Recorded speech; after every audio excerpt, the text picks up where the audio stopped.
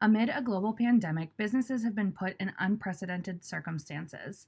Some businesses are still struggling, while others will never recover. An economic report from Yelp states that nearly 140,000 businesses have closed as of June 15th. At the beginning of the pandemic, there was hope for businesses when the federal government announced stimulus packages were available to small businesses to cover costs like rent and payroll. Thomas Kemp, the chair of economics at the University of Wisconsin Eau Claire, talks about why these programs were crucial for businesses. Nobody had prepared for COVID because they didn't know COVID was coming.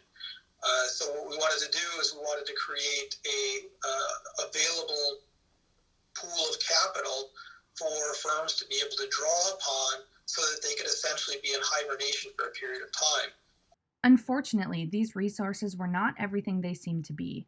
Erin Kloss, co-owner of Tangled Up in Hue, talks about her experience applying for loans and grants. I did everything that we were hearing on the news, that you should do.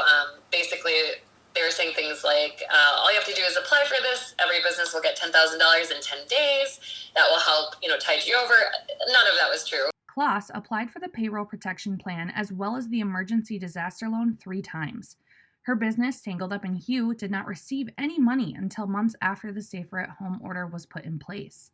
David Miner, the president and CEO of the Eau Claire Chamber of Commerce, says these complications occurred because of how rapidly these resources were made available. When you look at how fast this legislation was passed and the size of it, it's never going to be perfect. Even though these resources were made available, they couldn't save every business.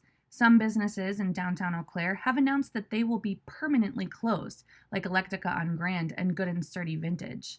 Kloss says that she feels grateful the community has been supporting her business. There has been a huge local support for our business and business like ours, and people are mentioning that. We're seeing repeated faces where people are, asking how we're doing, and you can tell that they're there to support us. Kloss also mentioned she noticed many college students coming in to support Tangled Up in Hue when they can. A survey of 2,000 people conducted by OnePoll states that 79% of respondents said COVID-19 has changed their perspective on how important it is to support small businesses. Kloss set up a GoFundMe of $50,000 to make up for the time they were shut down. We ended up making $5,000 from that, which really helped us bring back our full-time staff and pay them back for their lost time. For Inside Eau Claire, I'm Haley Person.